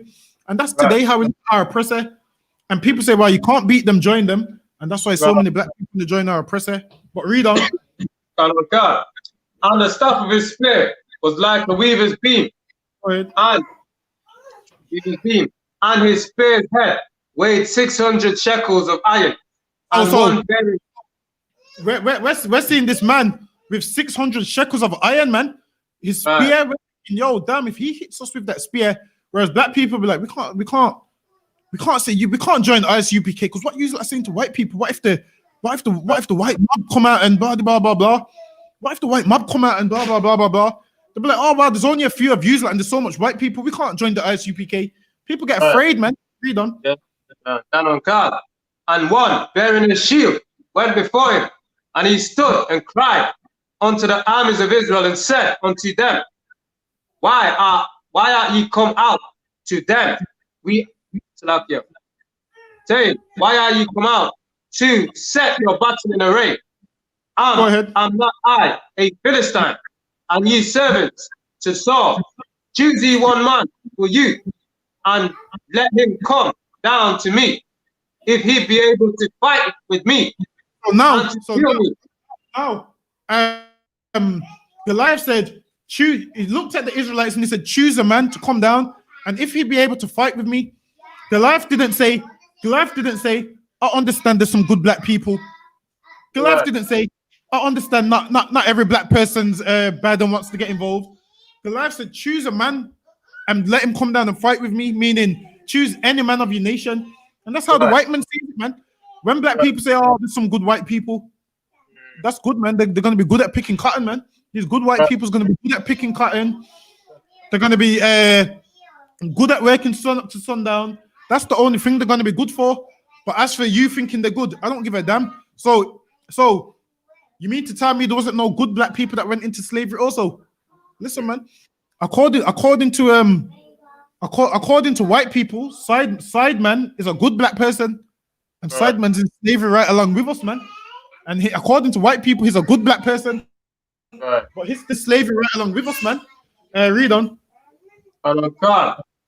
Then will I be selected. Then will we be your servants. But if I prevail against him and kill him, then ye shall be our servant and So serve us. now, this thing was about what? Who's serving who? The Philistines wanted full power. They wanted the Israelites to serve them. And Goliath was willing to fight for that, man. And we need to be willing to fight for all these nations to be our servants. Right. We need to not join them. We need to fight back, man. When I say fight back, I'm not talking about with weapons. I'm talking about by serving the Lord, man. So That's now, right. the Philistine said, he said, bring a man. Like Goliath was willing to put his life on the line. Like, yo, if any of your men can kill me, we will be your servants. But if you prevail against us, we'll be your servants. Read on. God. And the Philistine said, I defy the armies of Israel this day. Give me a man that we may fight together. So he When said, give me a Saul- man. Listen, man. Goliath wanted to fight one of us, man, because Goliath wanted to what? His nation to rule. Right. And we want our nation to rule, but most of our people are scared to take the steps, man. Taking the steps is you getting in the I.S.U.P.K, but most black people are scared to take them steps. Read on. God. When Saul and all Israel heard those words, the Philistines, they were dismayed and greatly afraid. This is why so much people's afraid to get into the I.S.U.P.K. They're afraid to come to the I.S.U.P.K. Why? For fear that what? They might lose their job. For fear that what? They might upset their white friends that they grew up with. You need to fight for what you want. For time's sake, jump down to verse 41. We're going to wrap it up after this. Jump down to verse 41. Verse 41. And the Philistines came and drew near to David, unto David. And now David was a strong black man. David stood up and David said, all right then, I'm gonna fight this stinking African man. David said, I'm gonna fight this stinking African man. And listen, everybody's aware that we don't like Africans, man. So understand this. It's very disrespectful when people say, when people tell us that we're Africans. I don't want to see it in the comments. I don't want to see it nowhere, man. We ain't no Africans, man. It's disrespectful when people say, we're Africans. Anybody telling me we're Africans, I'm gonna block you from the chat. I'm done with explaining. We ain't no stinking African, man. Read on. I'm gonna block you from the chat. Okay. And or I'm gonna tell you come somewhere solitary, like we read in the Apocrypha. I'm gonna tell you come outside solitary, like what we read earlier. Keep telling me we're them Africans. Read on. Okay. And the Philistines came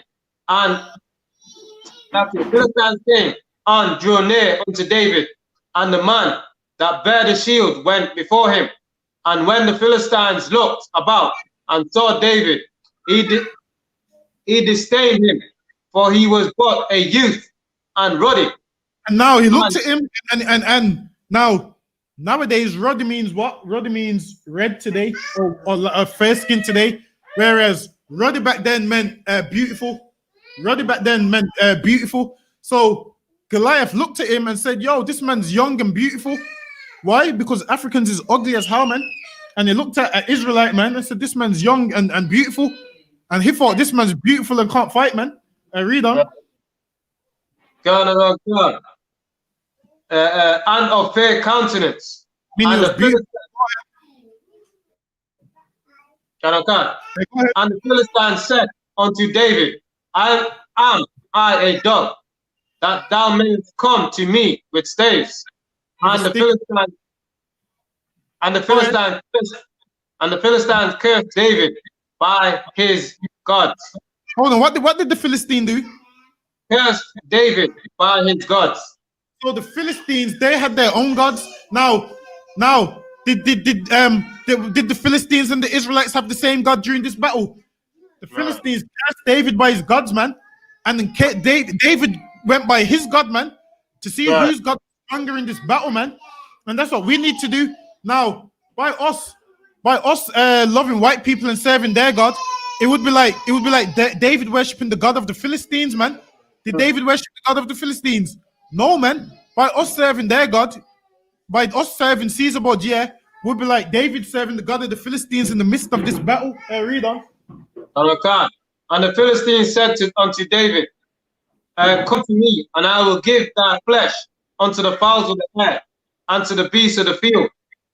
Then David said to the Philistine, thou comest to me with a sword and with spear. Comes to us with guns, with tanks, with aeroplanes, with drones, with all these tanks he's got. Comes to us with every other weapon that he's got. Read on. Spears and with a shield. What I come to thee in the name of Yahweh of hosts. Hold on. What did David come with? I come to you. I come to thee in the name of the Lord Yahweh of hosts. Now, David went there with his God, man. David didn't go there with the God of the Philistines. And this is what black people do today. We want to go to battle while serving the same God of the same people that enslaved us. Now, if David tried to serve the Philistines' God, David would have lost this battle, man. David understood he needed to serve his own God, man. When are we going to realize that we need to serve our own God? When are we going to realize that we need to go to battle with our own God? Let the white man come with his tanks, his planes, his military. Guess what? We go out there with the Lord, man, who can bring down the military. We go out there with the Lord, man, who's got the Queen hiding in Windsor Castle because of coronavirus, man. That's who we go out there with. We don't need to lift up no weapons. We don't need no tanks and spear like these like do. We just need to go out there with the Lord, and the Lord will send something like the coronavirus. And now everybody has to walk around with masks. And now Great Britain's gone into bankruptcy. Now England's gone into recession. Why? Because the Lord sent the coronavirus, man. That's who we is, man. A God that sends the coronavirus. Let the white man have his military power. The Lord can give all his military the coronavirus, man. Meanwhile, we sit back with no weapons, man. Read on. I mean, a tank can't fight against coronavirus, man. An airplane can't fight against coronavirus, man. But we have a God who can send all these plagues like he did in Egypt. The Egyptians had a strong military. Moses didn't go with weapons. Moses went with the Lord, man. Moses parted the Red Sea, man. Moses parted the Red Sea, man, by the power of the Lord. And that's our God. Why don't we serve him and stop serving the white man's God? Read on. God, the God of the armies of Israel, whom thou hast defied. This is the day which the Lord delivered. This will be the Slakia. This day will the Lord deliver thee into my hand, and I will smite thee. And verse 46. He crashed. All right, has it dropped on our side as well? All right, then no, sir, I'll just finish it off. It says, this day will the Lord deliver thee into mine hand. Now, this day the Lord delivered this stinking African. I'm gonna keep saying it. Every time you say African, you have to put a stinking before it, man. Stinking and African is synonymous. You're back. Stinking and African is synonymous. Them words is interchangeable, man. African and stinking is synonymous with each other, man. That's right. Them words is interchangeable. It's the same thing, man. It's the same thing.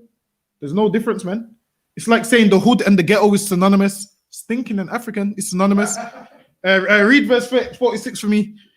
Verse 46. This day will the Lord deliver thee into my hand, and I will smite thee, and take thine head from thee. So now Goliath had all of that armor, all of that strength. He was a champion. He was a champion, and David was a man that just tended to sheep, man. Which lets you know, no matter what type of man you are, you can get up in the I.S.U.P.K, man, and do some work, man. That's right. David was a man that tended to the sheep and ended up taking down their champion, man. Ended up taking down Goliath. Read on. Take thy head from thee, and I will give the carcass of the host of the Philistines, and his dead unto the fowls of the air, unto the wild beasts of the earth, that all the earth may know that there is a God in Israel. That the earth may know what? That there is a God in Israel. And the time's coming when this whole earth's gonna know that black people have a God, man.